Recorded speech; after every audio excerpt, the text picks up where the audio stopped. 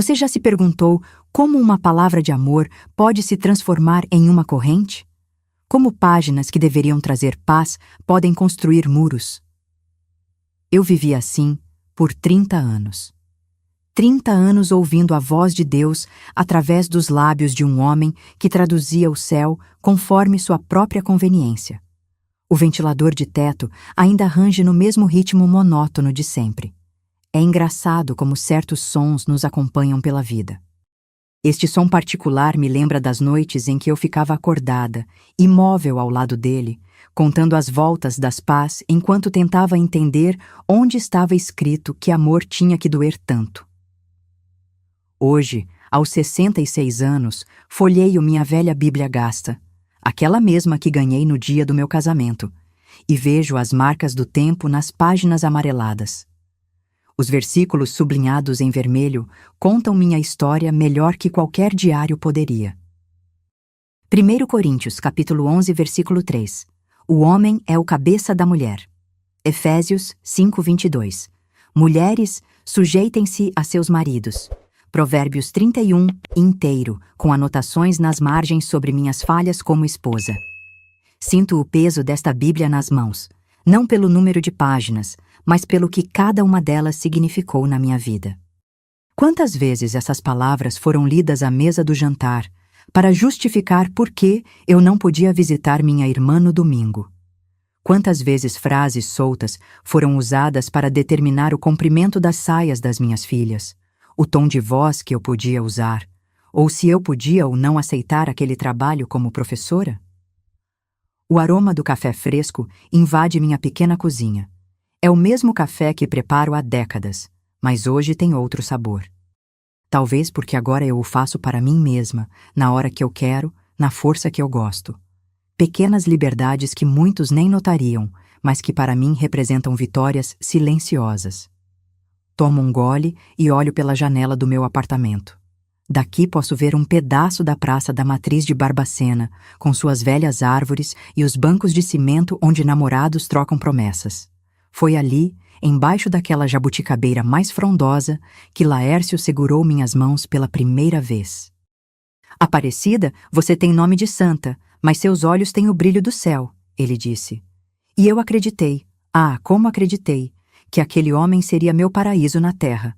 Ninguém entra num casamento esperando se perder.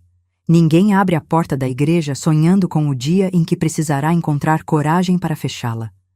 E ninguém mesmo, imagina que as mesmas palavras sagradas que prometem libertação possam ser usadas para construir uma prisão tão perfeita que você nem percebe as grades. Fecho os olhos e ainda posso sentir o peso do livro sagrado sobre minha cabeça naquela noite de 1998, quando Laércio o segurou ali durante uma oração de repreensão, porque eu questionei sua decisão de proibir nossa filha Raquel de participar da formatura do ensino médio. A mulher aprenda em silêncio com toda a submissão. Ele repetia, como se cada sílaba fosse um prego selando minha boca. Abro os olhos. O ventilador continua seu giro interminável, mas algo mudou. Eu mudei. E esta é a história de como encontrei minha voz depois de décadas de silêncio, de como descobri que fé verdadeira liberta, não aprisiona, e de como aprendi que, às vezes, o ato mais corajoso de devoção é questionar o que nos ensinaram sobre devoção.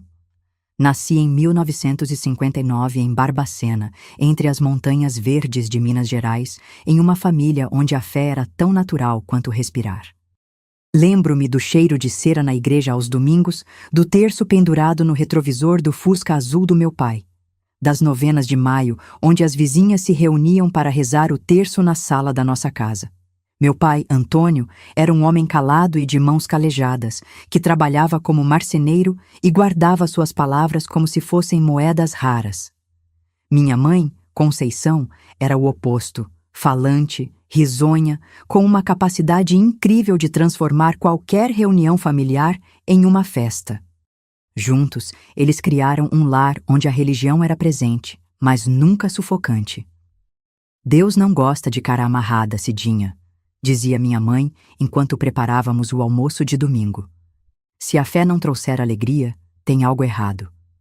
Esta era a espiritualidade que conheci na infância. Simples, luminosa, sem complicações teológicas ou imposições rígidas. Nossa casa ficava na Rua das Acácias, uma via de paralelepípedos onde todas as crianças brincavam juntas nas calçadas até o sol se pôr. Éramos 3 irmãos. Eu, a do meio, José, o mais velho, que desde cedo mostrou vocação para seguir os passos de meu pai na marcenaria, e Lúcia, a caçula, que com sua personalidade forte e decidida sempre desafiou as expectativas sobre como uma boa menina deveria se comportar. Estudei no Colégio das Irmãs, onde aprendi a ler, escrever e bordar com a mesma dedicação. Fui uma aluna aplicada, fascinada pelos livros e pela possibilidade de conhecer mundos além das montanhas que circundavam nossa cidade. Às vezes, depois das aulas, eu me demorava na biblioteca municipal, perdida entre páginas de Clarice Lispector e Rachel de Queiroz, sonhando com uma vida onde eu também pudesse escrever minhas próprias histórias. Quando completei 19 anos, comecei a cursar magistério. Era 1978, e embora o país vivesse sob a ditadura militar, nas pequenas cidades do interior como Barbacena, a vida seguia seu ritmo próprio, mais lento e previsível. Para uma jovem como eu, tornar-se professora era uma das poucas profissões consideradas adequadas. Uma extensão natural do papel materno que todas esperavam que eu um dia assumiria. Foi durante o 2º ano do curso que conheci Laércio. Ele tinha vindo de Juiz de Fora para trabalhar na agência local do Banco do Brasil, uma posição de prestígio que imediatamente o transformou em um dos solteiros mais cobiçados da cidade. Alto, com olhos cor-de-mel e um sorriso fácil, Laércio não se parecia em nada com os rapazes locais com quem eu havia crescido. Nosso primeiro encontro aconteceu no grupo de jovens da igreja. Era uma tarde de sábado e estávamos organizando uma campanha para arrecadar agasalhos para o inverno. Laércio se aproximou enquanto eu separava as roupas doadas. Você trabalha com a delicadeza de quem entende que cada peça vai aquecer não só um corpo, mas uma alma, ele comentou, me ajudando a dobrar um suéter azul. Aquelas palavras, ditas com tanta poesia por um homem que parecia ver além das aparências, me conquistaram imediatamente. Nos domingos seguintes, após o culto, caminhávamos pela praça conversando sobre fé, sobre livros. Ele conhecia vários dos autores que eu admirava. E sobre os sonhos que alimentávamos. Quero uma família onde Deus seja o centro, ele dizia, segurando minha mão sob as jabuticabeiras. Uma casa cheia de amor, respeito e valores cristãos. Quando Laércio me pediu em namoro, 3 meses depois, meus pais o receberam com alegria. Meu pai, sempre tão calado, chegou a comentar: este rapaz tem futuro e teme a Deus. O que mais uma moça poderia querer? O que ninguém percebeu, nem mesmo eu, foi como Laércio sutilmente começou a moldar nosso relacionamento desde o início. Pequenos comentários sobre minhas roupas. Este decote não combina com uma mulher de fé. Sobre minhas amizades, aquela sua colega Marta parece muito liberal para uma boa influência. Sobre meus planos profissionais. Uma verdadeira esposa cristã encontra realização no lar, não numa sala de aula. Éramos os primeiros anos da década de 1980. No Brasil, as mulheres começavam a ocupar mais espaços no mercado de trabalho. A ditadura dava sinais de enfraquecimento e novos ventos de liberdade sopravam. Mas no microcosmo da minha cidade mineira, entre famílias tradicionais como a nossa, os papéis continuavam bem definidos: homem provedor, mulher cuidadora. Em 1982, aos 23 anos, caminhei até o altar da Igreja Matriz de Barbacena, vestida com um modelo simples de renda que tia Zulmira costurou usando o tecido que minha mãe guardava desde meu batizado. Lembro-me do peso do véu sobre meus ombros, do buquê de lírios brancos tremendo em minhas mãos, e do olhar orgulhoso de Laércio quando o padre perguntou se ele me aceitava como esposa. No banco da frente, minha irmã Lúcia me observava com uma expressão que só anos depois eu compreenderia. Não era inveja nem admiração, era preocupação. como se com seus 18 anos ela já conseguisse enxergar o que eu, cegada pelo amor e pelas promessas, não podia ver. Nossa primeira casa foi um pequeno sobrado alugado na parte alta da cidade. Com a ajuda dos pais de Laércio, conseguimos mobiliar os cômodos essenciais. Nossa cama de casal com cabeceira de madeira entalhada, uma mesa para 6 pessoas, sonhávamos com filhos, um sofá de 2 lugares para a sala e uma televisão Philips em preto e branco, onde assistíamos ao Jornal Nacional e às novelas da Globo que eu tanto gostava. Os primeiros meses foram um período de descobertas e ajustes. Aprender os gostos um do outro, estabelecer rotinas, descobrir como funcionávamos como casal. Laércio trabalhava no banco das 9 às 18 horas, e eu passava os dias cuidando da casa, planejando melhorias, sonhando com o futuro.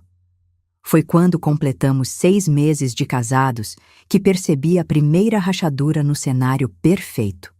Uma vizinha comentou sobre uma vaga para professora substituta na escola municipal a 2 quadras de casa.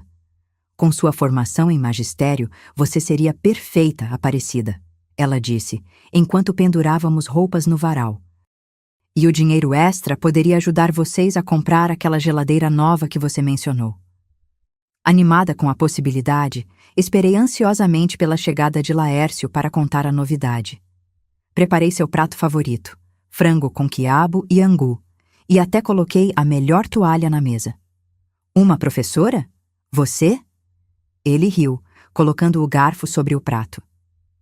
Cidinha, nós já conversamos sobre isso durante o namoro. Que tipo de lar você vai construir se ficar fora o dia todo? Quem vai cuidar da nossa casa quando os filhos chegarem? Mas são apenas algumas horas pela manhã, argumentei timidamente. E poderia ajudar nas despesas.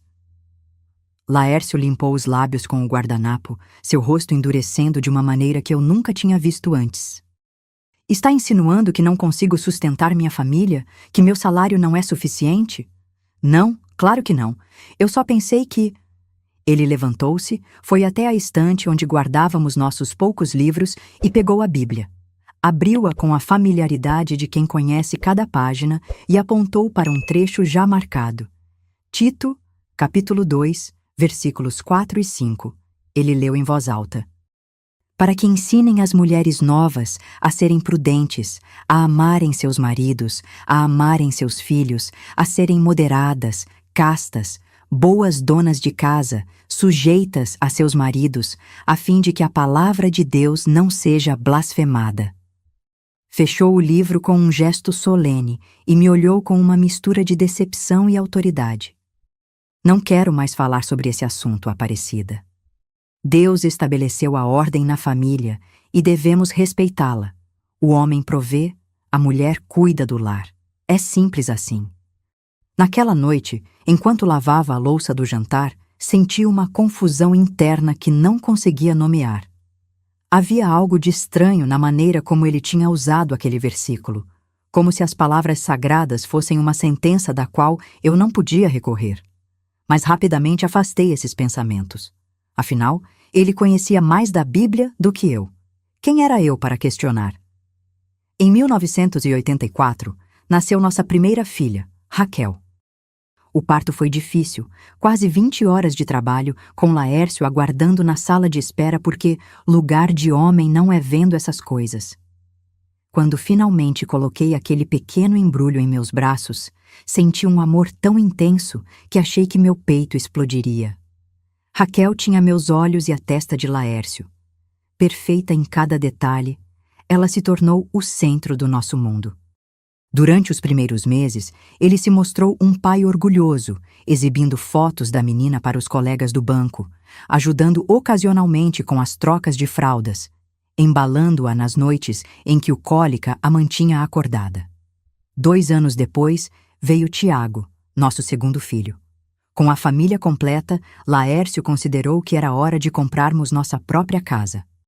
Com um empréstimo do banco onde trabalhava e alguma ajuda dos sogros, conseguimos adquirir um imóvel na Rua das Palmeiras, uma área mais residencial e arborizada, com um pequeno quintal onde as crianças poderiam brincar.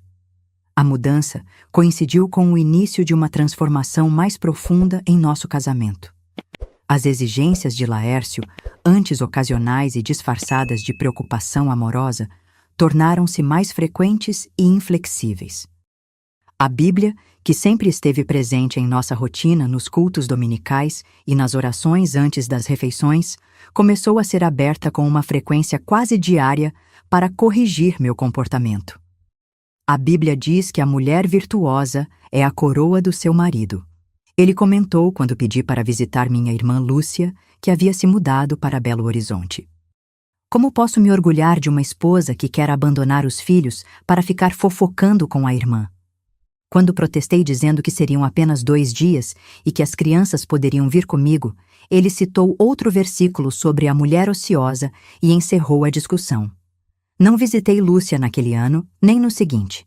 O telefone fixo instalado em nossa sala raramente tocava para mim. Quando alguma amiga ou parente ligava, Laércio costumava atender e ficar por perto, escutando cada palavra da conversa. Se eu ria demais ou falava por muito tempo, depois vinha o sermão. Conversas vãs corrompem os bons costumes, Aparecida. Aprendi a fazer ligações rápidas, a dar respostas curtas, a evitar assuntos que pudessem despertar seu desconforto. Era mais fácil assim, mais seguro. Fui me adaptando, recuando, diminuindo, como água que contorna obstáculos e vai encontrando o caminho de menor resistência. Quando minha prima Lourdes ligou, convidando para um chá com antigas colegas do colégio, vi o senho de Laércio franzir enquanto eu segurava o telefone. Essas mulheres são divorciadas, não são? Ele perguntou assim que desliguei. Más companhias corrompem os bons costumes, está na Bíblia, você não vai. Não era uma sugestão ou um pedido, era uma ordem. E para cada ordem, havia um versículo que a sustentava, tornando impossível argumentar. Afinal, como poderia eu, uma simples mulher, questionar a palavra de Deus? À noite, enquanto as crianças dormiam, ele costumava fazer a leitura bíblica familiar. Sentados à mesa da cozinha, sob a luz amarelada da lâmpada de 60 watts, Laércio lia lentamente as passagens que havia selecionado. Era curioso como nunca líamos sobre o amor incondicional de Jesus, sobre perdão ou liberdade. Os textos eram sempre sobre obediência, submissão, o papel da esposa, os perigos do mundo.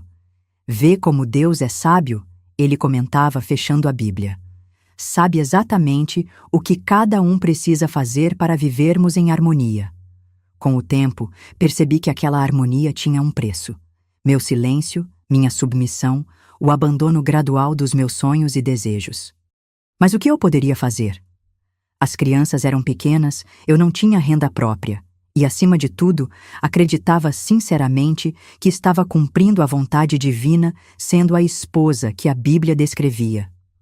O conflito entre a mulher que eu era e a que precisava ser para satisfazer as expectativas de Laércio crescia silenciosamente, como uma ferida que não cicatriza porque continuamos a tocá-la.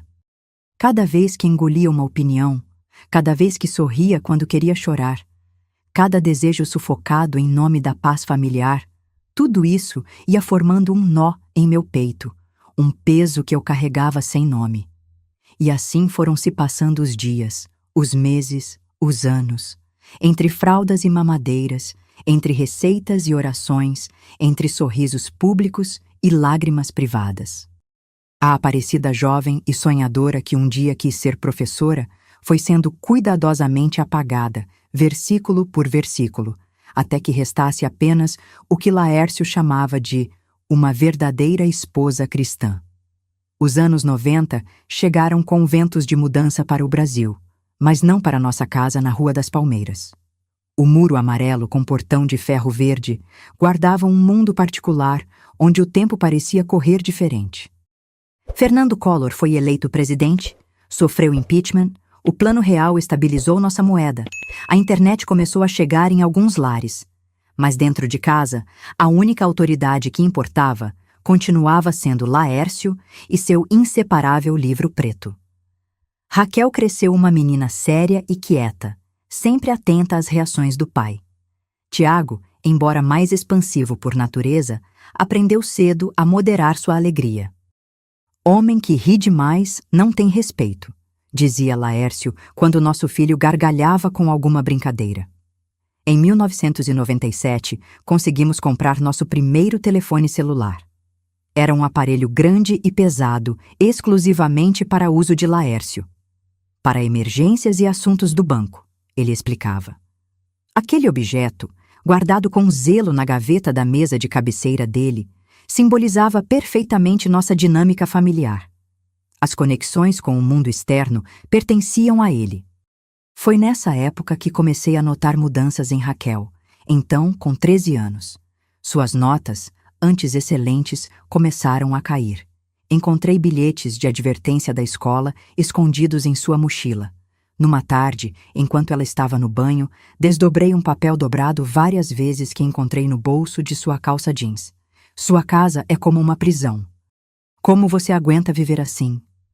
Era a letra de sua amiga Patrícia, filha de pais separados, o tipo de companhia que Laércio considerava perigosa, mas que eu secretamente permitia que frequentasse nossa casa quando ele estava no trabalho. Aquele bilhete me atingiu como um tapa.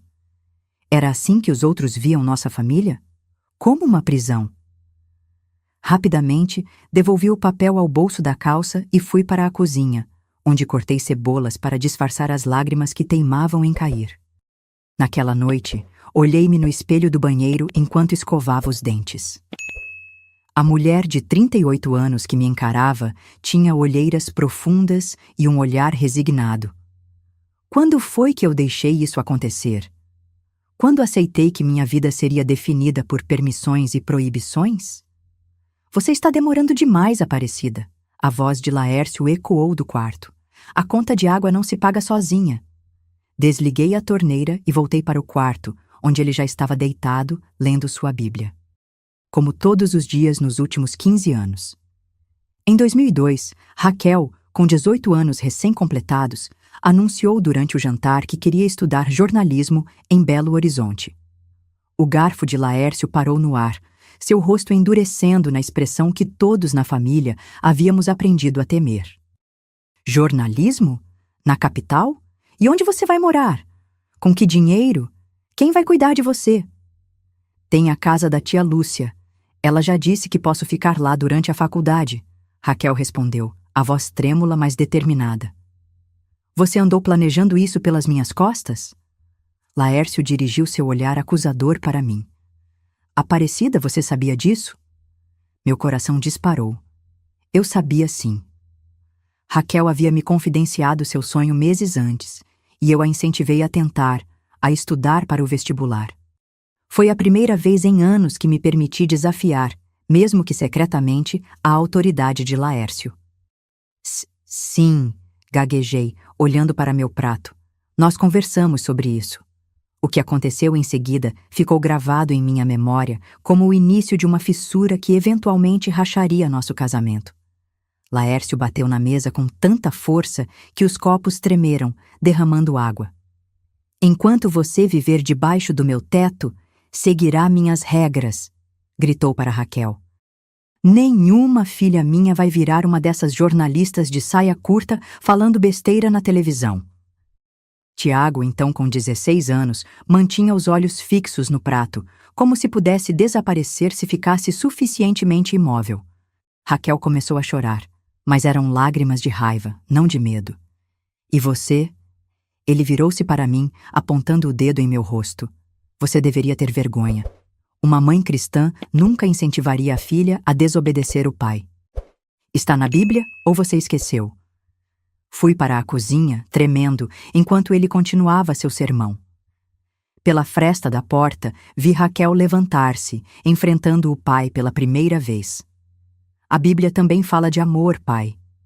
Será que o senhor esqueceu essa parte? Na semana seguinte, Laércio arranjou um emprego para Raquel no mesmo banco onde trabalhava, e um pretendente adequado. O filho do diácono Paulo, um rapaz sério e religioso chamado Mateus, que frequentava nossa igreja. O plano era claro. Trabalho, namoro, noivado, casamento, tudo sob supervisão próxima. Mas o estopim da transformação em nossa família veio de onde menos esperávamos. Em 2010, nosso pastor de muitos anos anunciou sua aposentadoria. Como havia servido aquela congregação por mais de 3 décadas, sua palavra era praticamente lei para famílias como a nossa. Seu substituto, pastor Emanuel, tinha apenas 45 anos e uma abordagem bem diferente. Formado em teologia numa faculdade de São Paulo, ele trazia novas perspectivas sobre textos que achávamos conhecer tão bem. Vamos ver quanto tempo esse moderninho dura, comentou Laércio após o primeiro sermão do novo pastor, que falara sobre Jesus e a mulher samaritana com uma ênfase na dignidade e respeito com que Cristo a tratara. 3 meses após sua chegada, pastor Emanuel iniciou um grupo de estudos bíblicos exclusivamente para mulheres. O tema: Redescobrindo Eva, o verdadeiro papel da mulher no plano divino. Essas feministas estão por toda parte, até nas igrejas, reclamou Laércio quando o anúncio foi feito. Você não vai participar disso, Aparecida. Mas o destino interferiu de maneira inesperada. Francisca, nossa vizinha recém-chegada da casa ao lado, bateu à nossa porta numa quinta-feira à tarde. Laércio estava no trabalho, Tiago na faculdade de administração que o pai escolhera, e eu acabara de terminar de passar as camisas para o resto da semana. Aparecida, estou indo para aquele estudo bíblico na igreja, e me sinto tão deslocada por ser nova na cidade. Você não quer me acompanhar? Hesitei, pensando na reação de Laércio. Mas algo dentro de mim, talvez a mulher que eu fora um dia, se agitou. Deixa eu só trocar de roupa, respondi, surpreendendo a mim mesma. O salão anexo à igreja estava organizado com cadeiras em círculo, não em fileiras como no templo. Cerca de 15 mulheres de diferentes idades conversavam em tom baixo quando entramos.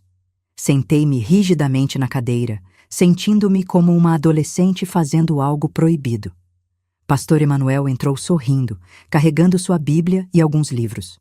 Após uma breve oração, ele olhou para todas nós com uma expressão serena. Hoje vamos falar sobre um dos textos mais mal interpretados da Bíblia, começou ele. A carta de Paulo aos Efésios, capítulo 5, versículos 22 a 33. Meu estômago se contraiu. Conhecia bem aquela passagem. As mulheres sejam submissas a seus maridos. Era uma das favoritas de Laércio. Antes de lermos, continuou o pastor, quero que percebam algo interessante. No texto original grego, a palavra submissão usada aqui é hipotasso. Sabem o que significa literalmente? Colocar-se voluntariamente sob. Voluntariamente, senhoras. Não por coerção, não por medo, não por obrigação. Senti como se o chão sob meus pés estivesse se movendo. Voluntariamente? Nunca ninguém havia mencionado essa parte. E notem que este mesmo texto, ele virou algumas páginas, diz aos maridos para amarem suas esposas, como Cristo amou a igreja e se entregou por ela. Cristo se sacrificou, serviu, elevou, protegeu. Nunca controlou, nunca diminuiu, nunca usou seu poder para oprimir. Uma senhora na fileira da frente começou a chorar silenciosamente. Percebi que não era a única afetada por aquelas palavras. O casamento cristão, concluiu o pastor Emanuel, não é uma ditadura disfarçada de religião. É uma parceria de amor, respeito mútuo e sacrifício compartilhado. Ao final do encontro, recebi um pequeno livreto intitulado Igualdade no Casamento Cristão, que escondi no fundo da bolsa como se fosse contrabando. E, de certa forma, era. Estava contrabandeando para dentro da minha casa uma ideia revolucionária, a de que eu poderia ser cristã, esposa dedicada e ainda assim ter voz, opinião e dignidade. Aquele foi o dia em que o primeiro tijolo do muro invisível que me cercava começou a se soltar. Ainda levaria tempo até que eu tivesse coragem de derrubar a estrutura inteira, mas uma fenda havia sido aberta. E pela primeira vez, em quase 3 décadas, eu conseguia vislumbrar a possibilidade de luz além das paredes da minha prisão. Voltei daquele estudo bíblico, caminhando como se flutuasse. As palavras do pastor Emanuel reverberavam em minha mente, confrontando tudo o que eu havia aceitado como verdade absoluta por quase 30 anos. Era como se eu tivesse usado óculos com a prescrição errada por décadas e, subitamente, alguém me oferecesse as lentes corretas. Ao chegar em casa, fechei a porta e recostei-me nela, ainda aturdida. O relógio na parede da sala marcava 17h40. Tinha menos de 1 hora antes que Laércio chegasse. Tirei o livreto da bolsa e o folheei rapidamente, meu coração acelerado como o de uma adolescente lendo uma carta de amor proibida. O silenciamento não é virtude, dizia um dos subtítulos. Cristo valorizava a voz das mulheres, afirmava outro. Cada página parecia falar diretamente comigo, como se o autor conhecesse os detalhes da minha vida conjugal. Com passos rápidos, fui até o quarto e escondi o livreto dentro de uma antiga caixa de costura que pertencera à minha avó. Era um esconderijo que Laércio jamais investigaria. Coisas de mulher nunca despertavam seu interesse. Comecei a preparar o jantar, cortando legumes para uma sopa, mas minha mente estava longe. Lembrei-me de todas as vezes em que Laércio havia usado a Bíblia como um manual de regras para me manter em seu lugar desejado. Como nunca questionei. Como nunca percebi que a mesma Bíblia que ele usava para me conter também falava de liberdade, de valor, de respeito. Voluntariamente, murmurou meus lábios enquanto mexia a sopa no fogão. A palavra tinha um gosto diferente na boca, doce, como uma promessa. Quando Laércio chegou, pendurou o paletó no cabideiro da entrada e me deu um beijo mecânico na testa. Nosso ritual de anos. Como foi seu dia? Perguntou sem real interesse, já folheando o jornal que trouxera. Normal, respondi como sempre fazia. Mas não havia sido um dia normal. Algo fundamental havia mudado dentro de mim, mesmo que externamente tudo parecesse idêntico. Durante o jantar, observei-o com novos olhos. Este homem que eu chamava de marido há quase 3 décadas, eu realmente o conhecia? Ele realmente me conhecia? Ou éramos apenas 2 atores seguindo um roteiro escrito por tradições e interpretações convenientes? O que foi? Perguntou ele, notando meu olhar persistente. Tem algo no meu rosto? Não, desviei os olhos para meu prato. Só estava pensando. Pensando em quê? Hesitei. Por um breve momento, considerei compartilhar o que havia aprendido no estudo bíblico. Talvez, se ele ouvisse uma interpretação diferente, vinda de um pastor formado, poderia reconsiderar suas posições. Em como o tempo passa rápido, respondi finalmente. Raquel já casada, Tiago na faculdade. Era a resposta segura a que ele esperava. Laércio assentiu, satisfeito, e voltou a comer. A conversa perigosa estava adiada, mas a semente da mudança já estava plantada em meu coração.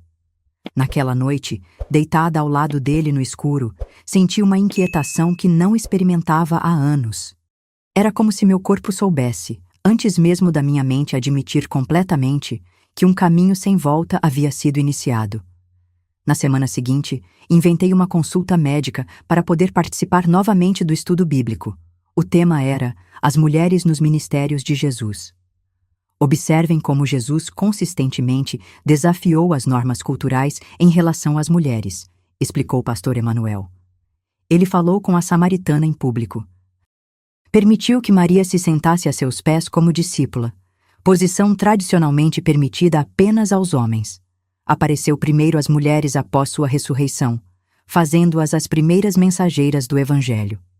Cada palavra era como água fresca para minha alma sedenta.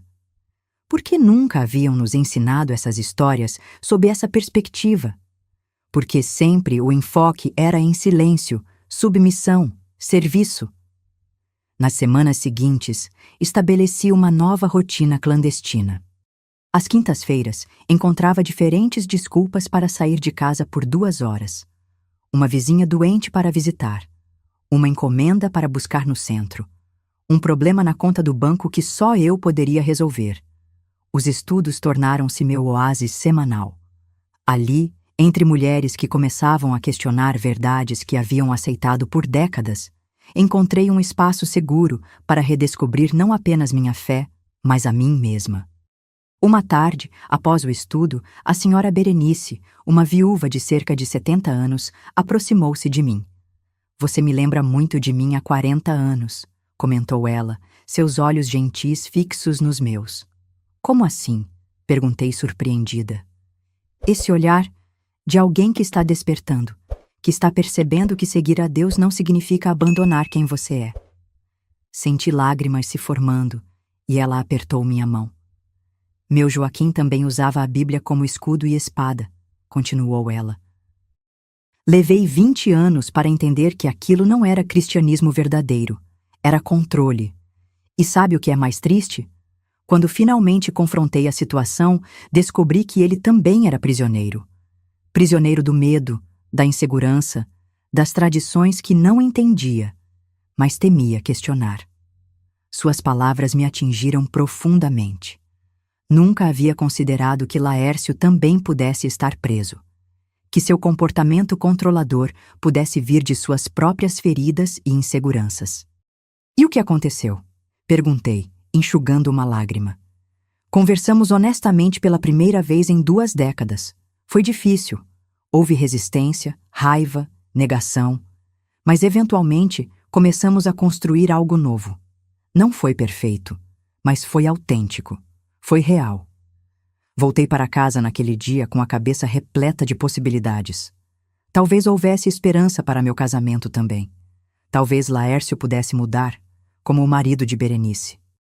Com essa esperança renovada, decidi criar coragem para uma conversa honesta. Planejei tudo cuidadosamente. Escolheria um domingo à tarde, após o almoço, quando ele estaria mais relaxado. Faria seu café preferido, forte e com um toque de canela. Abordaria o assunto gentilmente, compartilhando o que estava aprendendo, sem acusações. Mas o destino tinha outros planos. 3 dias antes da data que havia escolhido, Laércio chegou em casa mais cedo do que o habitual. Eu estava no quarto, relendo o livreto que mantinha escondido, tão absorta que não ouvi a porta da frente abrir. O que é isso que você está lendo? Sua voz me fez saltar. Laércio estava parado na porta do quarto, olhando fixamente para o livreto em minhas mãos.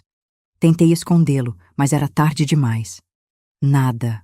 Só um material da igreja. Gaguejei, sentindo o sangue fugir do meu rosto. Ele atravessou o quarto em 3 passadas largas e arrancou o livreto da minha mão. À medida que seus olhos percorriam as páginas, vi seu rosto transformar-se. Igualdade no casamento cristão? Leu ele, sua voz perigosamente baixa. Reinterpretando a submissão bíblica? Que heresia é essa, Aparecida? Não é heresia, consegui dizer, minha voz mais firme do que esperava. É apenas uma interpretação diferente dos textos, baseada nos originais. Interpretação diferente? Ele jogou o livreto no chão. E desde quando você entende de interpretação bíblica? Desde quando questiona o que Deus estabeleceu claramente? Não estou questionando Deus, respondi, levantando-me. Estou questionando a forma como alguns versículos têm sido usados para... Para quê? Ele se aproximou, intimidador. Para justificar sua rebeldia? Para alimentar esse espírito de contestação que está destruindo famílias por aí? Respirei fundo, sentindo algo novo crescer dentro de mim. Não era raiva, nem medo. Era clareza. Para controlar, completei calmamente. Para controlar, Laércio. E controle não é o mesmo que amor. Ele me encarou como se eu tivesse acabado de falar em uma língua estrangeira. Por um instante, vi confusão em seus olhos, rapidamente substituída por raiva. De onde você está tirando essas ideias? Quem está colocando essas bobagens na sua cabeça? E então, como um detetive juntando as peças, seu rosto se iluminou com a compreensão. Os estudos bíblicos das quintas-feiras, disse ele, quase para si mesmo. Aquele pastor novo, é isso, não é? Você tem ido escondida. Não respondi, mas meu silêncio foi confirmação suficiente. Acabou, decretou ele, pegando o livreto do chão e rasgando-o em pedaços diante dos meus olhos. Você está proibida de ir àquele lugar. proibida de falar com aquele homem que se diz pastor. E vou ter uma conversa séria com os diáconos da igreja sobre esse tipo de ensinamento que está sendo propagado. Observei os pedaços do livreto caindo como confete no chão do nosso quarto. Cada fragmento parecia representar um pedaço da minha dignidade, da minha autonomia, da minha fé. Foi nesse momento que percebi. Não era apenas um livro que estava sendo destruído diante de mim. Era nossa relação, era o respeito, era a possibilidade de um casamento verdadeiramente baseado no amor de Cristo. Você pode rasgar o papel, disse finalmente, minha voz estranhamente calma. Mas não pode apagar o que aprendi. Não pode desfazer o que agora compreendo. Laércio me olhou com uma mistura de espanto e fúria. Em todos os nossos anos juntos, eu nunca havia desafiado sua autoridade tão diretamente. Você está possuída por um espírito de rebelião, Aparecida, disse ele, recuando em direção à porta. Vou orar por você, e até que você volte ao seu juízo, não sairá desta casa. A porta bateu com força suficiente para fazer os porta-retratos na cômoda tremerem. Escutei seus passos pesados pelo corredor, a porta da frente abrindo e fechando. O motor do carro. Silêncio. Sozinha no quarto, caí de joelhos entre os pedaços rasgados do livreto. Mas, surpreendentemente, não estava chorando. Pela primeira vez em anos, sentia uma clareza absoluta sobre quem eu era e o que precisava fazer. Aquelas páginas rasgadas representavam algo muito maior do que um simples desentendimento conjugal. Eram o símbolo de uma encruzilhada em minha vida. Continuar no caminho da submissão inquestionável ou arriscar tudo pela chance de viver uma fé autêntica e um amor verdadeiro. Comecei a recolher os fragmentos do papel, um por um. E enquanto o fazia, uma frase do pastor Emanuel ecoava em minha mente. Cristo veio para que tenhamos vida e vida em abundância. Não existe abundância no medo, na opressão ou no silenciamento. O que havia começado como uma pequena dúvida nas quintas-feiras à tarde, agora se transformava em uma convicção inabalável. Eu merecia, e Deus desejava para mim, muito mais do que uma vida pela metade. Naquela noite não dormi. Fiquei sentada na poltrona do quarto, observando o céu através da janela, pensando em todas as estrelas que havia deixado de contar nos últimos 30 anos. Quando o sol começou a nascer, eu já havia tomado minha decisão. Laércio voltou na manhã seguinte, olheiras profundas denunciando que ele também não havia descansado. Entrou silencioso, deixou a pasta sobre a mesa e me encontrou na cozinha, onde eu preparava café como em qualquer dia normal. Bom dia, disse ele, testando o clima. Bom dia, respondi, servindo sua xícara como sempre fazia. 2 colheres de açúcar, um fio de leite. O silêncio pesou entre nós enquanto ele tomava o primeiro gole. Eu sabia que ele esperava que eu pedisse desculpas, que eu recuasse como sempre fazia. Mas desta vez, foi ele quem falou primeiro. Conversei com o pastor Jerônimo ontem à noite, disse, referindo-se ao antigo pastor, já aposentado, que sempre apoiava suas visões tradicionais. Ele concorda que esses estudos estão desviando as mulheres do verdadeiro propósito que Deus estabeleceu para elas. Continuei arrumando a cozinha sem responder. Meu silêncio, antes uma forma de submissão, agora era uma forma de resistência. Aparecida. Você está me ouvindo? Estou ouvindo, respondi, finalmente me virando para ele. E você, Laércio? Alguma vez realmente me ouviu? Ele pousou a xícara com força suficiente para que um pouco de café transbordasse para o pires. Não comece com isso de novo. Ontem já foi suficiente. Para mim não foi, disse calmamente. Para mim, ontem foi apenas o começo de uma conversa que devíamos ter tido há anos. Seus olhos se arregalaram em descrença. Esta não era a Aparecida que ele conhecia, a que baixava a cabeça, a que engolia as lágrimas, a que pedia desculpas mesmo quando não havia errado. O que aconteceu com você? Perguntou ele, sua voz misturando indignação e genuína perplexidade. Eu encontrei minha voz, respondi simplesmente. E também encontrei a diferença entre reverência a Deus e medo de um homem. Ele se levantou abruptamente, empurrando a cadeira para trás com um ruído áspero contra o piso de cerâmica. Você vai parar com essa rebeldia agora mesmo. Não vou tolerar blasfêmias dentro da minha casa. Nossa casa, corrigi suavemente. Construída com o trabalho de ambos, porque meu trabalho aqui dentro, cuidando de tudo e de todos, também tem valor. Laércio respirou fundo, claramente lutando para manter a compostura. Quando falou novamente, sua voz estava controlada, quase pastoral, o tom que usava quando queria parecer razoável diante dos outros. Cida, eu sei que o inimigo tem muitas formas de entrar nos lares cristãos. Este é um ataque espiritual e precisamos enfrentá-lo juntos. Vamos orar agora mesmo. Estendeu a mão para mim, esperando que eu a tomasse como sempre fazia nos momentos de oração. Olhei para aquela mão, a mesma que acariciava meus cabelos nos primeiros anos de casamento, a mesma que batia na mesa quando eu expressava uma opinião diferente. Podemos orar, concordei, mas não para que eu volte a ser quem eu era. Vamos orar por sabedoria para ambos, para entendermos o que Deus realmente espera de um casamento cristão. Sua mão caiu, derrotada. O rosto se contorceu numa expressão que eu conhecia bem, a que precedia tempestades domésticas. Quem está por trás disso? Aquele pastor novo? Ou alguma dessas suas amigas divorciadas? Ninguém está por trás de nada, Laércio. Estou apenas fazendo perguntas que deveria ter feito há muito tempo. Percebi que minhas mãos não tremiam mais quando falava com ele. De alguma forma, o confronto da noite anterior havia quebrado algo fundamental: o poder que o medo tinha sobre mim. Nos dias que se seguiram, nossa casa se transformou num campo minado de silêncios tensos e conversas interrompidas.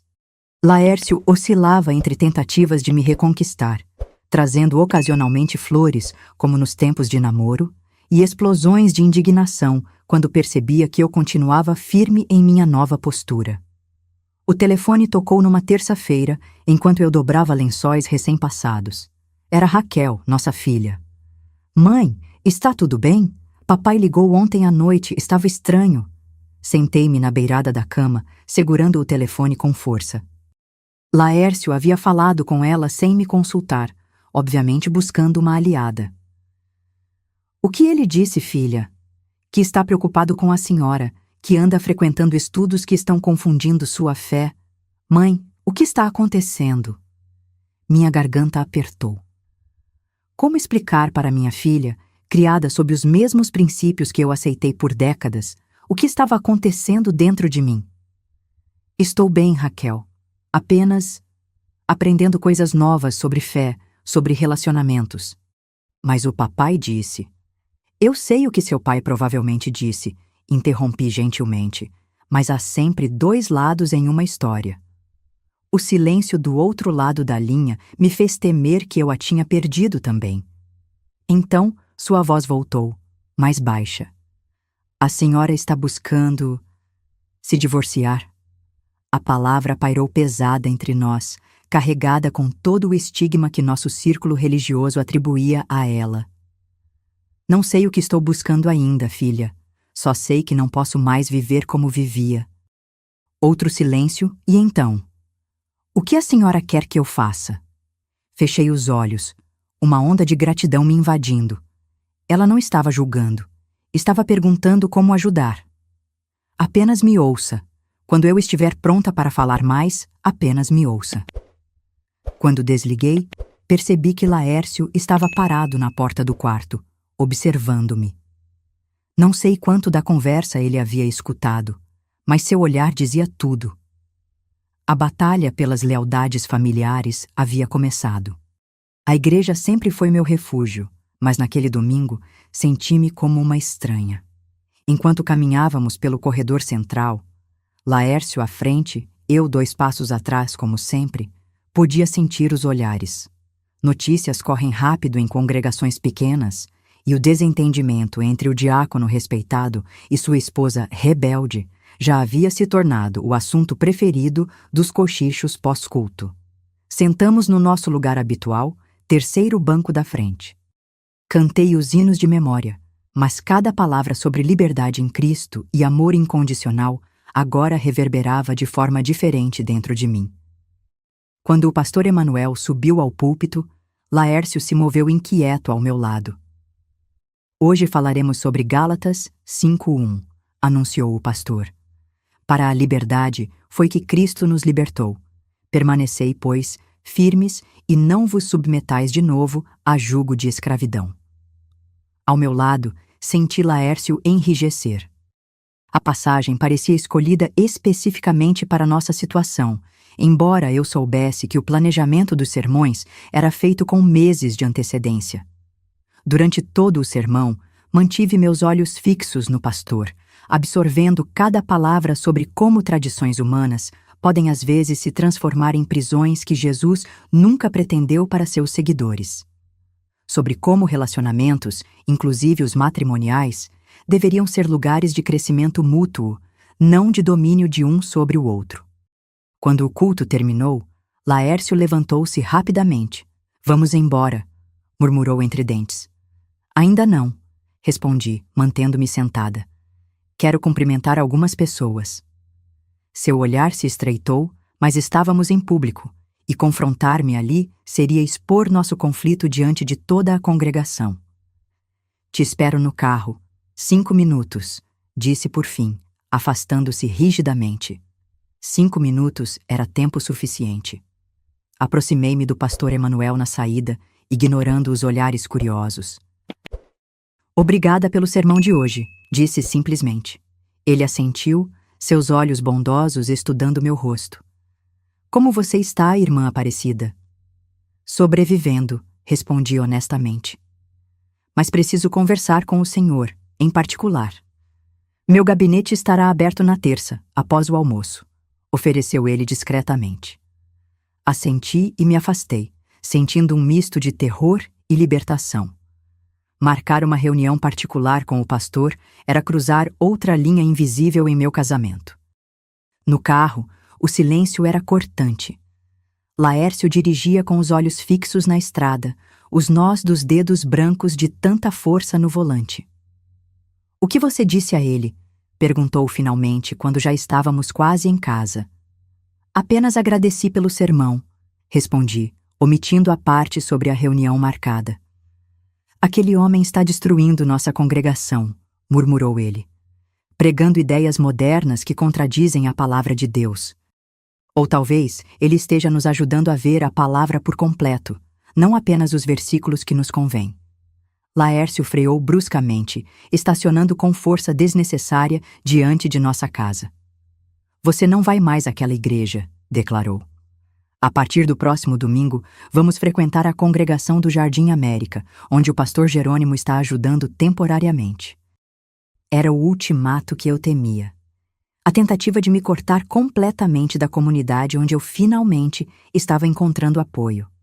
Não vou mudar de igreja, respondi calmamente, embora meu coração batesse acelerado. Frequento a primeira igreja há 30 anos. Meus filhos foram batizados lá. É minha família espiritual. Sou eu quem decide onde nossa família vai adorar. Sua voz subiu perigosamente. Não, Laércio, isso você não pode decidir por mim. Entrei em casa antes que ele pudesse responder, dirigindo-me diretamente à cozinha para preparar o almoço de domingo. Outro ritual de décadas. Minhas mãos tremiam enquanto cortava as batatas, não mais de medo, mas da adrenalina do confronto. Naquela tarde, Laércio saiu sem dizer para onde ia. Voltou apenas à noite, com os olhos vermelhos que denunciavam uma tarde no bar. Outro segredo que mantínhamos dentro das paredes de nossa casa, incompatível com sua imagem pública de diácono exemplar. Na terça-feira, disse-lhe que ia ao mercado. Em vez disso, dirigi-me à igreja para minha reunião com o pastor Emanuel. Encontrei-o em seu gabinete simples, um café fumegante me esperando. Obrigada por me receber, comecei, as mãos nervosas em volta da xícara. É meu papel como pastor estar disponível para todos os membros do rebanho, respondeu ele gentilmente, especialmente aqueles que enfrentam tempestades. Por quase 2 horas, desabafei. Contei sobre os 30 anos de controle disfarçado de proteção espiritual, as proibições, Os versículos usados para me manter em silêncio.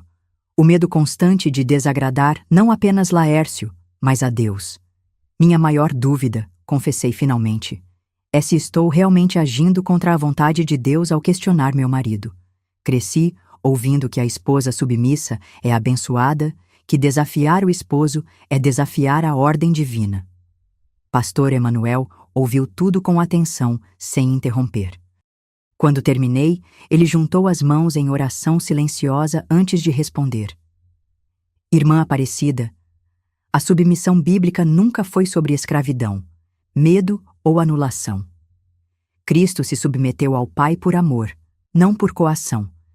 E o mesmo texto que fala da submissão da esposa ordena ao marido que ame sua mulher como Cristo amou a igreja, entregando sua vida por ela, não a controlando. Suas palavras caíram como bálsamo sobre feridas antigas. E quanto ao divórcio? Perguntei em voz baixa, verbalizando pela primeira vez a possibilidade que vinha crescendo em minha mente. Não estamos nesse ponto ainda, respondeu ele prudentemente. Há muito caminho pela frente. Oração, aconselhamento, tentativas de restauração. Mas quero que você saiba. Deus deseja sua plenitude e saúde espiritual acima de qualquer instituição humana, mesmo o casamento. Saí daquele gabinete carregando algo precioso, a permissão para ser inteiramente humana diante de Deus, com direito à voz, dignidade e escolhas.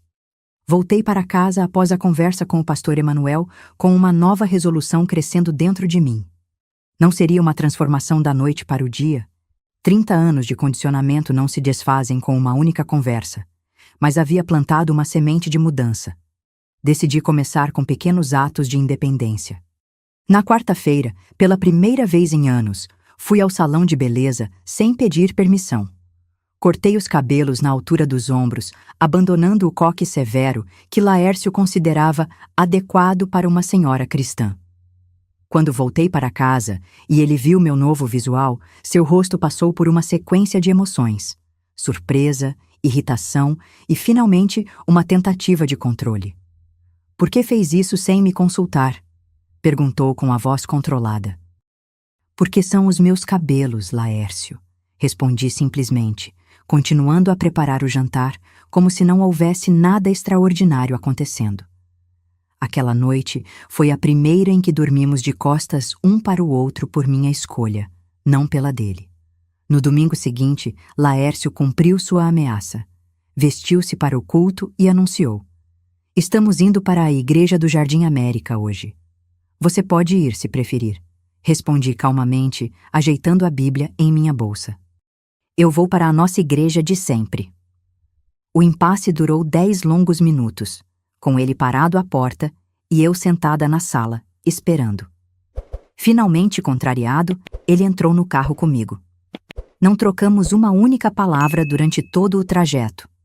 Durante o culto, sentei-me mais ereta, cantei mais alto, tomei notas do sermão. Pequenos atos de presença que antes me pareciam impossíveis sob o olhar fiscalizador de Laércio. Após o término, fiquei para o café comunitário. Outro ato de rebeldia silenciosa, pois normalmente voltávamos direto para casa para o almoço que eu precisava ter pronto no horário exato. Dona Terezinha, uma viúva de 70 anos que sempre admirei pela independência, aproximou-se com um sorriso caloroso. Cida, que bom ver você participando mais. Temos sentido sua falta nas reuniões do Ministério Feminino. Antes que eu pudesse responder, senti a mão de Laércio em meu cotovelo. Um toque aparentemente gentil para quem observava de fora, mas que eu reconhecia como um aviso. Precisamos ir, ele disse com seu sorriso social. Cida prometeu um almoço especial hoje, não é mesmo, querida? Hesitei apenas um segundo antes de ceder. Sim, precisamos ir. Naquele momento, odiei minha própria fraqueza. A coragem parecia vir em ondas. Estava lá na conversa com o pastor, no corte de cabelo, na recusa de mudar de igreja, mas desaparecia sob a pressão do olhar público de meu marido. Durante as semanas seguintes, vivi nessa dança de avanços e recuos. Consegui um emprego de meio período na livraria cristã do centro. para complementar nossa renda agora que os filhos estão criados. Argumentei, sabendo que o apelo financeiro seria difícil de Laércio contestar publicamente. Comecei a economizar pequenas quantias desse salário, escondidas dentro de um exemplar antigo de devocionário feminino que ele jamais abriria. Minha primeira grande derrota veio quando tentei visitar Raquel em São Paulo. Havia planejado tudo cuidadosamente. Compraria a passagem de ônibus com meu próprio dinheiro, passaria apenas um final de semana, deixaria comida congelada para Laércio. Quando anunciei meus planos, sua reação foi além do que eu esperava. "Você não vai a lugar nenhum sem mim", declarou, rasgando o bilhete que eu havia deixado sobre a mesa. O que as pessoas vão pensar de um homem que não consegue controlar a própria esposa? Que não consegue mantê-la em casa, onde é seu lugar? "Vou apenas visitar nossa filha", argumentei. "E sabe Deus o que vai ouvir dela e do marido fraco que ela arrumou? Voltará com mais ideias absurdas na cabeça." A discussão escalou até que ele bateu na mesa com tanta força que minha xícara de chá virou, derramando líquido quente sobre meus dedos. Não foi proposital, mas o susto e a dor momentânea me levaram às lágrimas. Não de dor física, mas de frustração absoluta diante da montanha que ainda tinha que escalar. Naquela noite, chorei abraçada ao travesseiro como não fazia há anos.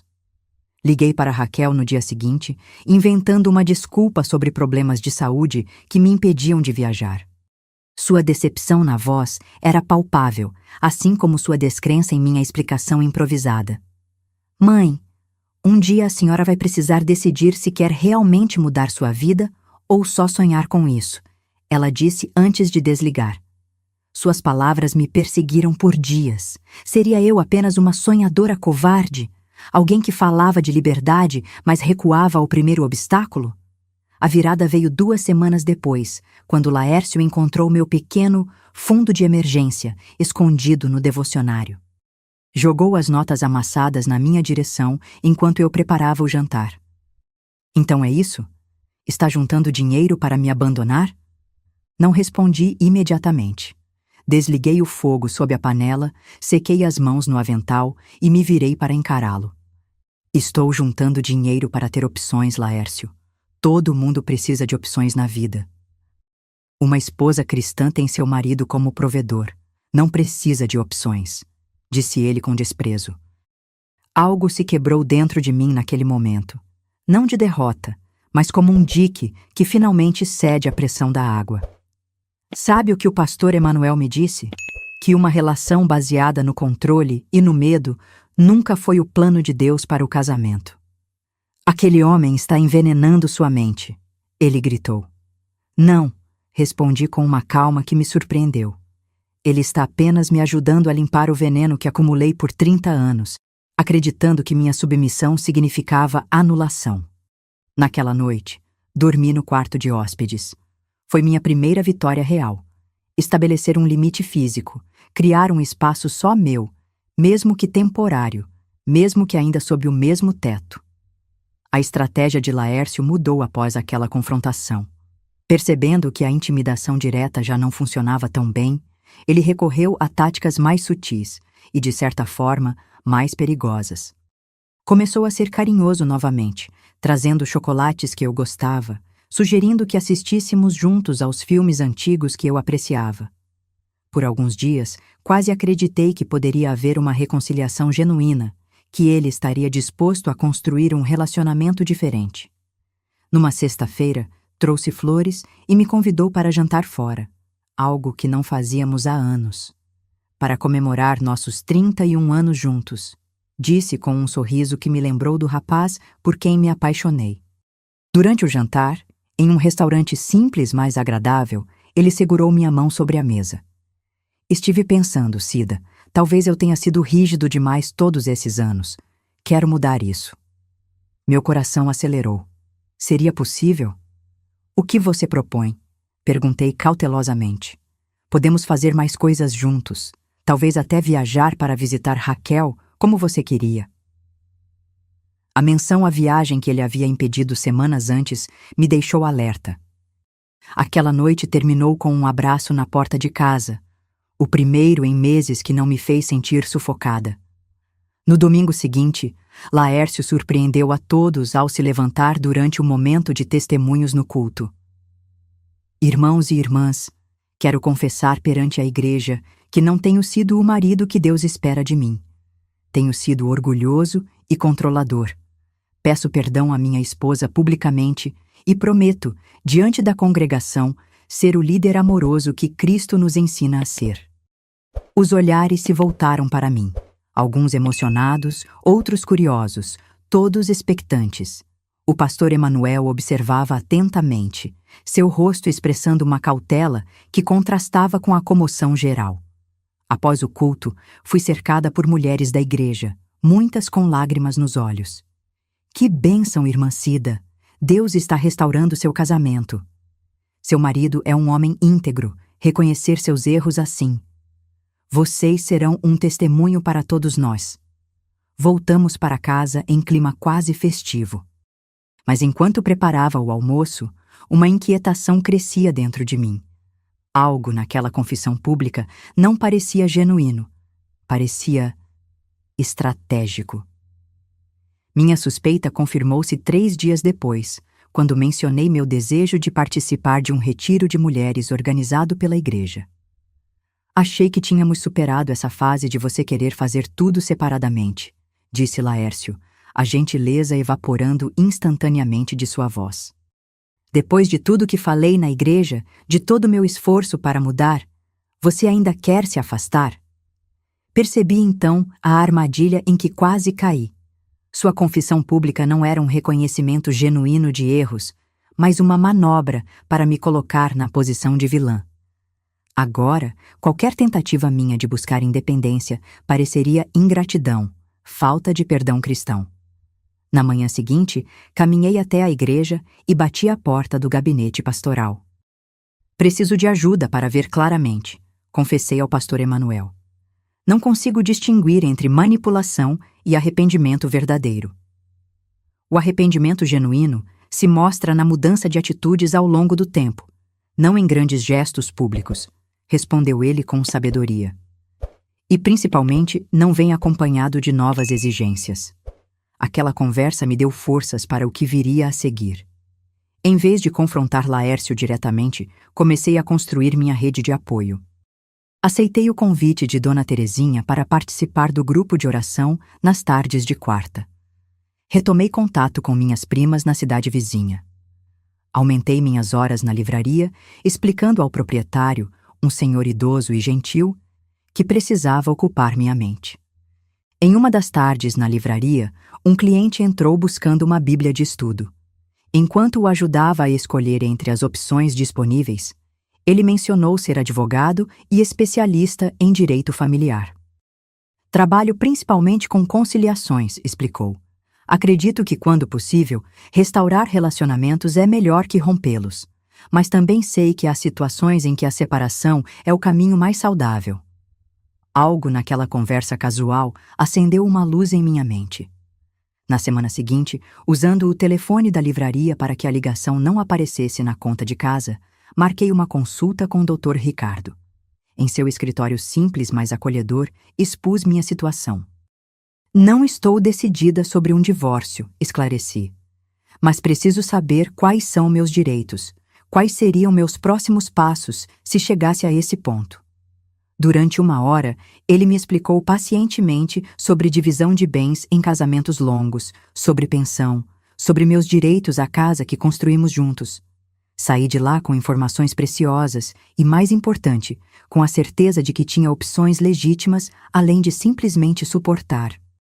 A vida seguiu nesse ritmo de pequenas vitórias e novos aprendizados. Numa tarde chuvosa, recebi um telefonema inesperado na livraria. Mãe, estou chegando a Barbacena amanhã, vou ficar 1 semana. Raquel, minha filha, vinha me visitar sem avisar Laércio primeiro. Algo inédito em nossa dinâmica familiar. Seu pai não vai gostar disso, adverti. Não estou indo visitar só ele, estou indo visitar principalmente a senhora, respondeu ela com uma firmeza que reconheci como minha própria. E trouxe algumas coisas para conversarmos. Aquela noite, olhando para meu reflexo no espelho enquanto escovava os dentes, percebi que meus olhos haviam mudado. O olhar baixo e submisso de tantas décadas estava sendo substituído, dia após dia, por um olhar direto, presente. Eu estava finalmente reaparecendo para mim mesma. A visita de Raquel seria o catalisador para o próximo grande passo em minha jornada. Um passo que eu ainda não sabia qual seria, mas para o qual me sentia, pela primeira vez, preparada. A chegada de Raquel no dia seguinte foi como uma rajada de vento fresco em uma casa há muito tempo abafada. Ela desceu do táxi carregando não apenas sua mala, mas também uma confiança que eu não via desde sua adolescência. Abraçamo-nos demoradamente na calçada em frente de casa. "Você está diferente, mãe", foi a primeira coisa que ela disse, segurando meu rosto entre suas mãos. "Diferente como?", perguntei enquanto entrávamos. "Seus olhos estão mais vivos." Laércio não estava em casa quando chegamos.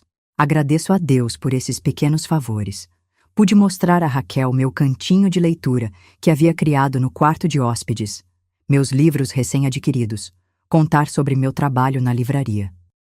Era como se estivéssemos construindo uma nova intimidade, de mulher para mulher, não mais de mãe submissa para filha distante. Durante o café da tarde, Raquel abriu sua bolsa e tirou uma pasta. "Trouxe algo para a senhora", disse ela com seriedade. "São alguns artigos, reportagens e materiais de um grupo de apoio a mulheres cristãs em situações difíceis." Folheei os papéis, vendo títulos como "Abuso espiritual no casamento" e "Quando textos bíblicos se tornam armas." Minhas mãos tremiam. "É exatamente isso que venho sentindo", sussurrei, como se cada versículo que deveria me aproximar de Deus tivesse sido transformado em uma cerca ao meu redor. O som da chave na porta nos interrompeu. Rapidamente, guardei os papéis na gaveta da mesa de cabeceira. Laércio entrou, parando na porta da sala com expressão confusa ao ver Raquel. "Que surpresa", disse ele, em um tom que não indicava alegria. "Por que não fomos avisados da sua visita?" "Quis fazer uma surpresa", respondeu Raquel, levantando-se para beijar o rosto do pai sem entusiasmo.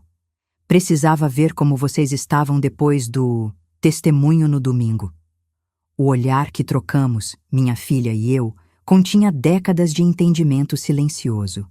Os dias seguintes foram de uma tensão crescente, como o ar pesado antes de uma grande tempestade. Laércio alternava entre ignorar completamente minha presença e tentar manter a fachada de marido reformado diante da filha. Raquel, por sua vez, não vacilava, observava tudo com olhos atentos, fazia perguntas diretas, ocupava espaços na casa como se demarcasse território para mim. Na quinta-feira à noite, enquanto lavava a louça do jantar, ouvi vozes alteradas vindas da varanda. Aproximei-me silenciosamente da porta entreaberta. "O que você anda colocando na cabeça da sua mãe, Raquel?" A voz de Laércio era baixa, mas carregada de acusação. "Nada que ela já não soubesse, pai. Só estou ajudando-a a enxergar o que sempre esteve na frente dela. Você não entende nada sobre casamento cristão. Seu próprio casamento é uma afronta aos princípios bíblicos, com você trabalhando fora e seu marido aceitando isso como se fosse normal." "O que não é normal, pai?" A voz de Raquel tremeu ligeiramente. "É usar Deus para controlar alguém que você deveria amar." Houve um momento de silêncio tenso, então ouvi Laércio dizer em tom ameaçador: "Quando você for embora, as coisas voltarão ao normal aqui. Sua mãe vai esquecer essas ideias modernistas. Ela sempre volta ao lugar dela." Recuei em silêncio, meu coração batendo acelerado. A certeza que me atingiu foi tão clara quanto dolorosa. Não havia possibilidade de mudança real. Cada pequeno avanço que eu conquistasse seria seguido por uma tentativa ainda mais forte de me fazer voltar ao meu lugar. Na manhã seguinte, enquanto Laércio estava no banco, Raquel me encontrou na cozinha. "Mãe, preciso te mostrar algo." Ela abriu seu laptop na mesa da cozinha. um objeto moderno que parecia deslocado naquele ambiente de tradições. Este é o apartamento que aluguei em Belo Horizonte. Tem 2 quartos, um para mim e Lucas quando visitamos a capital, e outro que pode ser seu. Olhei para a tela, para as paredes claras de um apartamento simples, mas acolhedor, e senti um nó na garganta. Você está me convidando para... Estou te oferecendo uma saída, mãe, uma porta aberta. Não precisa decidir agora, mas quero que saiba que existe um lugar para você fora daqui. Naquela tarde, no trabalho, não consegui me concentrar nas tarefas da livraria. As palavras nos livros que organizava pareciam embaralhadas, irreconhecíveis. O senhor Antônio, dono da loja, percebeu minha distração. Aparecida, você parece estar carregando o mundo nas costas hoje, comentou gentilmente. Às vezes é preciso muita coragem para fazer o que é certo, não é? Respondi, mais para mim mesma que para ele. Sabe o que sempre digo aos meus netos? Coragem não é ausência de medo. É seguir em frente mesmo estando com medo. Suas palavras ficaram comigo durante todo o caminho para casa. Quando cheguei, encontrei Laércio e Raquel em meio a uma discussão acalorada na sala. Na mesa de centro, espalhados, estavam os artigos que Raquel havia me trazido. Como você se atreve a trazer essas heresias para minha casa? Laércio gritava, seu rosto vermelho de raiva. Raquel me viu parada na porta e seus olhos mostravam um pedido silencioso de desculpas. Ela não planejara esse confronto. Laércio, por favor, vamos conversar civilizadamente. Tentei intervir. Ele se virou para mim, os olhos estreitados. Você sabia disso? Estava escondendo esse material em nossa casa? Naquele momento, uma clareza absoluta tomou conta de mim. O medo ainda estava lá, familiar como uma velha cicatriz, mas ao seu lado crescia algo mais forte. A certeza de que não poderia mais viver nessa prisão dourada, enjaulada por versículos transformados em correntes. Sim, respondi firmemente. Eu sabia. E concordo com cada palavra escrita ali. O silêncio que seguiu foi o mais pesado que já experimentei em toda a nossa vida juntos. Era o silêncio que precede grandes decisões, o tipo de silêncio que marca o momento exato em que uma vida muda para sempre. Você não sabe o que está dizendo. A voz de Laércio saiu baixa, contida. Essa calma repentina era mais assustadora que seus gritos. Está confusa, manipulada por ideias modernas que contrariam tudo o que sempre acreditamos. Não desviei o olhar. Anos antes, teria baixado os olhos, teria pedido desculpas, teria me encolhido. Mas naquele momento, pela primeira vez, enxerguei com clareza o que estava acontecendo. Não era Deus contra mim. Era Laércio usando Deus como escudo para seu controle. Não estou confusa, respondi, surpresa com a firmeza na minha própria voz. Estou finalmente enxergando com clareza. Raquel se posicionou ao meu lado, seu ombro tocando o meu num gesto silencioso de apoio. Laércio olhou para nós duas, mãe e filha unidas, e algo em seu rosto mudou. Uma espécie de reconhecimento de que algo fundamental havia se alterado na dinâmica de poder que ele sempre controlou. Vou dar um tempo para vocês duas perceberem a loucura que estão fazendo, disse ele, pegando as chaves do carro. Quando eu voltar, espero que esse delírio tenha passado. A porta bateu com força atrás dele, e o silêncio que se seguiu foi quase físico em sua intensidade. A senhora está bem? Raquel perguntou, segurando minha mão. Assenti devagar. Melhor do que estive em muito tempo. E era verdade. Apesar do medo, havia uma sensação de libertação, como se cordas invisíveis tivessem sido cortadas. Ele vai voltar, observei, olhando para o relógio. E quando voltar, vai tentar usar cada estratégia que funcionou nos últimos 30 anos. Raquel apertou minha mão. O que a senhora quer fazer? A pergunta pairou no ar. O que eu queria? Por tanto tempo, meus desejos haviam sido secundários, irrelevantes, até esquecidos por mim mesma. Querer algo para mim parecia um conceito estrangeiro, quase pecaminoso. Mas ali, naquela sala onde tantas vezes me calei, a resposta surgiu com uma clareza surpreendente. Quero paz, respondi simplesmente. Quero acordar sem medo de dizer a coisa errada. Quero ler a Bíblia e encontrar conforto, não ameaças. Quero ser Aparecida, não apenas a esposa de Laércio. Passamos as próximas 2 horas em atividade intensa. Raquel ligou para seu marido em São Paulo, explicando a situação. Eu liguei para Dona Terezinha do grupo de oração, não para pedir conselho, mas para informá-la da minha decisão. Um pequeno ato de coragem que significava que não me esconderia mais. Enquanto separava algumas roupas e objetos pessoais, encontrei no fundo do armário a caixa com minhas cartas de juventude, cartões de aniversário das crianças, a certidão de casamento amarelada pelo tempo, fotografias antigas. Sentei na beirada da cama, segurando uma foto do dia do meu casamento. Eu sorria amplamente, os olhos brilhantes de esperança, o vestido simples mas elegante, as flores no cabelo. Ao meu lado, Laércio parecia tão jovem, tão cheio de promessas. Como chegamos aqui? Murmurei para a imagem entre meus dedos. O barulho do carro estacionando na garagem me devolveu ao presente. Guardei a foto na bolsa junto com algumas outras, não por nostalgia, mas como lembrete do caminho percorrido. Descemos para a sala, eu e Raquel, no momento em que Laércio entrava. Seus olhos imediatamente notaram as malas ao pé da escada. O que significa isso? Sua voz estava controlada, mas seus olhos revelavam raiva. Vou passar um tempo com Raquel, respondi, mantendo minha voz firme apesar do tremor nas mãos que escondi nos bolsos do casaco. Ele riu, um som sem humor. Não seja ridícula, Cida. Seu lugar é aqui. Sempre foi aqui. Meu lugar é onde eu escolher estar, respondi. E hoje escolho não estar mais numa casa onde minha fé é usada como arma contra mim. Laércio deu um passo à frente, seu rosto transformado pela raiva. Você jurou diante de Deus que ficaria comigo até que a morte nos separasse. Esqueceu disso? A pergunta pairou no ar como uma nuvem pesada. Era o momento da verdade. O momento para o qual toda a minha jornada havia me preparado, mesmo quando eu não sabia que estava em uma jornada. O mesmo Deus que testemunhou nossos votos também vê tudo o que aconteceu entre estas paredes. Respondi, surpreendendo-me com a firmeza na minha voz.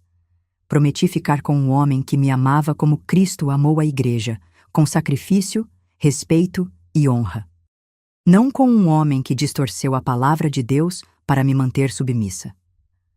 Foi como se algo quebrasse no ar entre nós. 30 anos de silêncio forçado, de versículos usados como chicotes, de medos não confrontados. Tudo isso explodiu naquele momento. Como você se atreve? Laércio avançou um passo, o dedo apontado para meu rosto. Depois de tudo o que fiz por você? Te dei um teto, comida, uma vida decente. Poderia estar como suas primas, abandonadas com filhos para criar sozinhas. O que o Senhor deu para ela, pai, foi medo, interveio Raquel, sua voz tremendo de emoção contida. Anos e anos de medo disfarçado de respeito. Ele se virou para nossa filha, os olhos faiscando. Você não tem o direito de julgar nosso casamento. Uma filha que mal aparece, que abandonou os valores com que foi criada. Eu não abandonei valores, pai. Abandonei correntes. Sentei-me no sofá, aquele mesmo sofá onde por décadas ouvi sermões, repreensões e leituras edificantes, escolhidas a dedo para reforçar meu papel de esposa silenciosa. Agora, era eu quem tomava a palavra. Laércio, consegue se lembrar da última vez que me perguntou o que eu queria, o que eu sonhava, o que me fazia feliz? Ele me olhou confuso, como se eu tivesse feito uma pergunta em língua estrangeira. Isso não tem importância. O importante é cumprir nossos deveres perante Deus. E qual é o seu dever perante Deus em relação a mim? Perguntei suavemente, porque acho que nunca foi amor. Raquel deu a volta no sofá, posicionando-se ao meu lado. O momento parecia suspenso no tempo. 3 pessoas que compartilhavam décadas de vida juntas, mas que nunca realmente se enxergaram. Isto é absurdo, Laércio finalmente disse, passando a mão pelo rosto cansado. Por um instante, vi nele o jovem que conheci, perdido sob camadas de amargura e controle. Vou chamar o pastor Emanuel. Ele vai te mostrar o erro que está cometendo. Sorri com genuína tristeza. Foi justamente o pastor Emanuel quem me ajudou a entender que amor não é controle, Laércio. Foi nos estudos bíblicos dele que comecei a questionar se o que vivíamos era realmente o plano de Deus para nós. A menção ao pastor pareceu desestabilizá-lo completamente. Ele andou em círculos pela sala, murmurando sobre traição e insubordinação. Então, parou de repente e olhou para a estante onde guardávamos os álbuns de família, os certificados de escola dominical, as bíblias que ganhamos ao longo dos anos. Querem saber? Vão, saiam. Mas não pensem que isso ficará assim, disse, a voz perigosamente calma. Quando você voltar rastejando, Aparecida, talvez eu nem esteja mais aqui para te receber. Era exatamente o tipo de ameaça que teria me paralisado antes. A culpa, o medo do abandono, a incerteza do futuro. Mas naquele momento, senti apenas uma profunda certeza de que estava fazendo o que devia ser feito. Não voltarei rastejando, Laércio. Volto de pé, se algum dia voltar. Ele pegou a Bíblia da estante, aquela mesma que usara tantas vezes para justificar suas imposições, e a abriu de forma teatral. A mulher sensata edifica sua casa, mas a insensata, com as próprias mãos, a derruba, citou com voz triunfante. Levantei-me, aproximei-me dele e toquei suavemente a página aberta. O amor é paciente, o amor é bondoso, não inveja, não se vangloria, não se orgulha. Não maltrata, não procura seus interesses, não se ira facilmente, não guarda rancor, recitei de memória. 1 aos Coríntios, capítulo 13. O capítulo que você nunca quis ler comigo. Nossos olhares se encontraram por cima do livro sagrado que durante tanto tempo havia sido uma ponte entre nós e, paradoxalmente, um muro. Vi nos olhos dele algo que nunca tinha visto antes: medo. Medo de perder o controle, medo da mulher que eu havia me tornado, ou talvez da mulher que sempre fui, por baixo das camadas de obediência forçada. Mãe, está na hora, Raquel disse suavemente, segurando minhas malas. Com um último olhar para Laércio, peguei minha bolsa e me dirigi à porta. Cada passo era simultaneamente o mais difícil e o mais libertador da minha vida. O táxi nos esperava na calçada. O motorista, um senhor de cabelos grisalhos, ajudou a colocar as malas no porta-malas sem fazer perguntas, mas seus olhos gentis encontraram os meus com uma compreensão silenciosa. Enquanto o carro se afastava, olhei pela janela traseira. Laércio estava parado na porta, a Bíblia ainda em suas mãos, uma figura solitária contra o fundo da casa onde vivemos por 3 décadas. Por um momento, senti uma pontada de dor, não pelo que estava deixando para trás, mas pelo que poderia ter sido e nunca foi. A senhora está bem? Perguntou Raquel, segurando minha mão.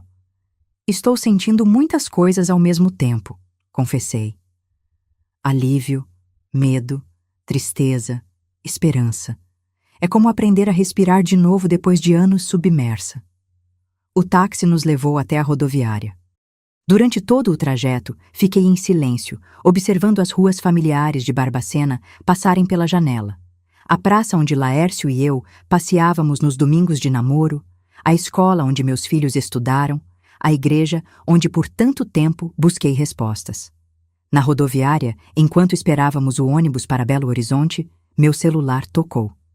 Era Tiago, meu filho. Raquel deve ter contado a ele o que estava acontecendo. Mãe? Sua voz soava preocupada. É verdade? A senhora está deixando o pai? Respirei fundo, sentindo o peso daquela pergunta. Estou saindo de casa, filho. Preciso desse tempo para mim. Papai está arrasado. Ele me ligou chorando. A culpa, velha conhecida, tentou se instalar novamente em meu peito. Fechei os olhos por um momento antes de responder. Tiago, você se lembra quando era pequeno e queria estudar desenho, mas seu pai insistiu que você deveria seguir carreira no banco? Houve um silêncio do outro lado da linha. Lembro, ele finalmente respondeu, sua voz mais baixa. Você também se lembra como ficou quando percebeu que não teria escolha? O que sentiu por dentro? Outro silêncio, mais longo. Tristeza, raiva, como se algo estivesse sendo roubado de mim. É assim que me senti por 30 anos, filho, todos os dias. Ouvi sua respiração pesada do outro lado. Mas a senhora parecia conformada, feliz até. Porque esse era meu papel, o que seu pai esperava, o que a igreja esperava, o que eu mesma passei a esperar de mim.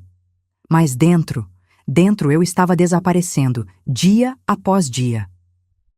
O alto-falante anunciou nosso ônibus. Raquel fez sinal de que estava na hora de embarcar. Filho, preciso ir agora, mas quero que saiba que amo você, que isso não muda em nada o que sinto por você. E quando estiver pronto para conversar, estarei aqui. Eu vou tentar entender, mãe. Só me prometa que não vai desaparecer. Prometo. Dessa vez estou saindo para poder realmente aparecer. Desliguei o telefone com lágrimas nos olhos.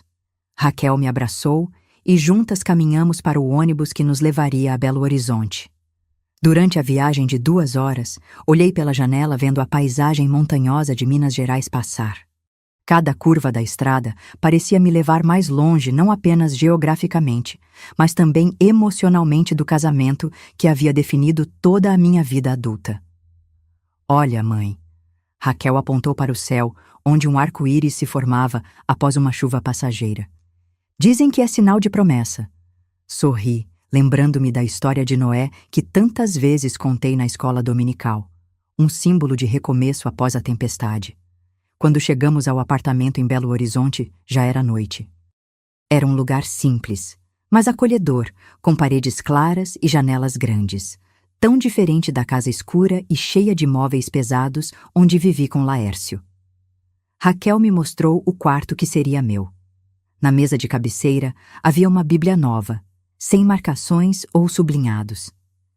Pensei que a senhora gostaria de começar do zero. Ela explicou timidamente. Abracei minha filha, deixando as lágrimas fluírem livremente. Não eram lágrimas de tristeza ou arrependimento, mas de reconhecimento do caminho percorrido, das feridas ainda abertas, mas principalmente das possibilidades que agora se abriam à minha frente. Naquela primeira noite, longe de tudo o que conhecia, sentei-me na beirada da cama e abri a Bíblia nova. Não procurei por nenhum versículo específico, apenas deixei que as páginas se abrissem onde quisessem. E ali, sob a luz suave do abajur, comecei a redescobrir minha própria fé, não mais filtrada pelas interpretações controladoras de Laércio, mas diretamente, como uma conversa íntima entre minha alma e Deus. Os primeiros meses em Belo Horizonte foram como aprender a andar novamente.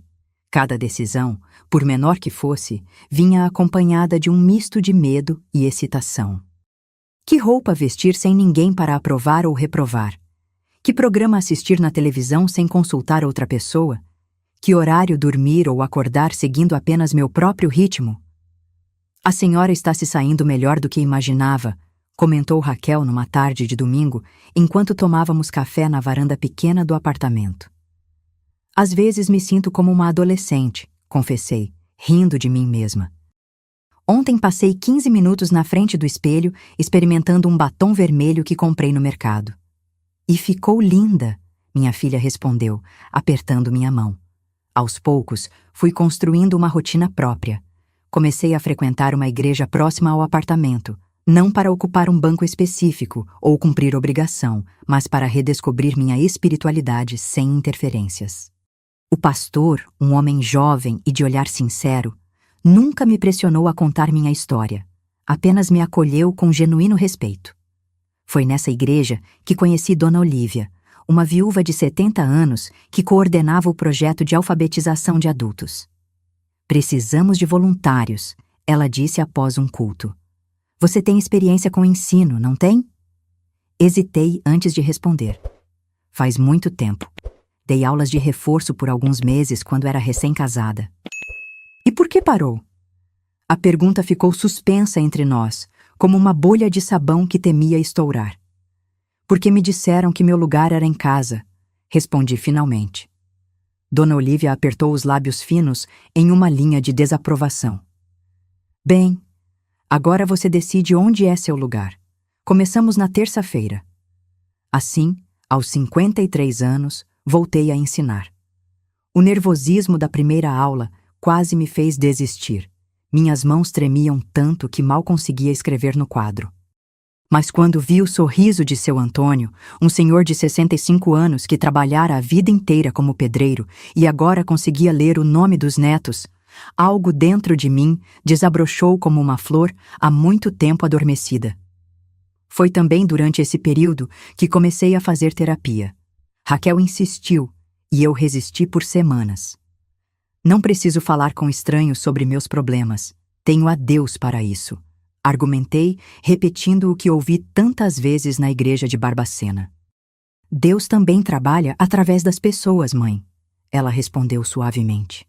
Inclusive psicólogas formadas em universidades. A doutora Marta tornou-se uma presença constante em minha jornada de redescobertas. Com ela, aprendi que nomear minhas dores não era pecado. Que reconhecer o abuso sofrido não significava odiar o abusador. Que perdoar não é esquecer ou voltar à situação anterior, mas liberar-se para seguir adiante. Os versículos sobre submissão que seu ex-marido usava estavam inseridos em um contexto histórico e cultural específico, ela explicou numa sessão. E mesmo naquele contexto, eram precedidos por comandos sobre amor mútuo e respeito recíproco. 6 meses após minha saída de casa, recebi um telefonema de Tiago. Ele queria me visitar.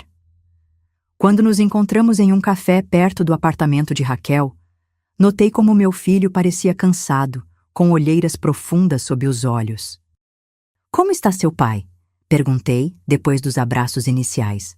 Ele diz que está bem, Tiago respondeu, mexendo o café sem realmente bebê-lo. Mas não está. Passa os domingos sozinho em casa. Não vai mais à igreja.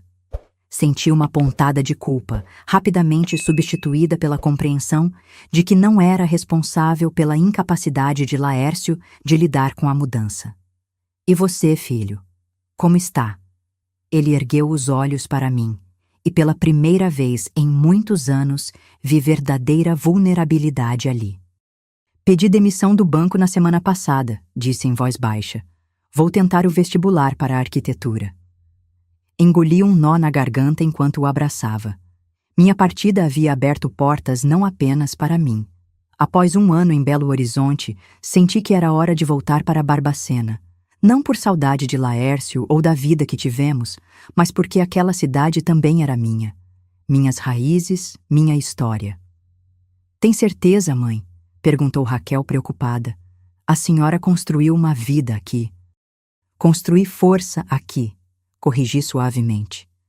Agora preciso voltar e construir independência lá. O retorno foi mais tranquilo do que imaginei.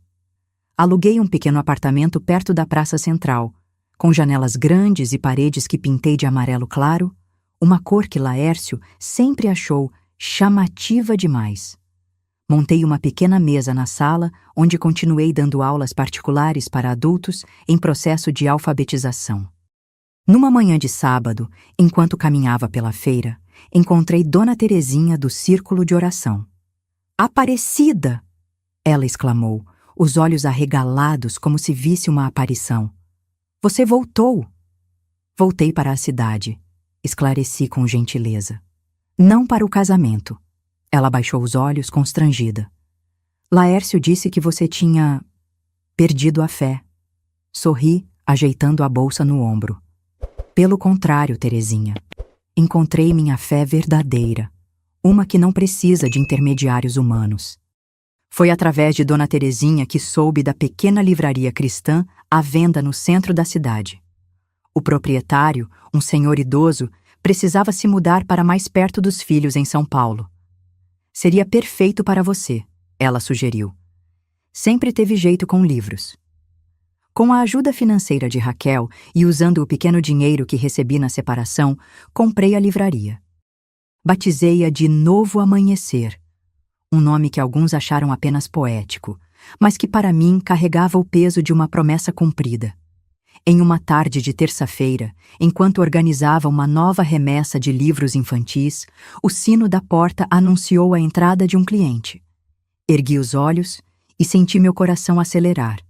Era Laércio. Ele parecia mais velho, os cabelos mais ralos e grisalhos, o corpo um pouco mais curvado. Vestia uma camisa social azul clarinha, impecavelmente passada, provavelmente pela senhora que contratara para cuidar da casa após minha partida. Boa tarde, disse ele formalmente, como se fôssemos estranhos. Boa tarde, Laércio, respondi, mantendo a voz calma apesar do turbilhão interno. Em que posso ajudá-lo? Ele caminhou lentamente entre as estantes, passando os dedos pelas lombadas dos livros.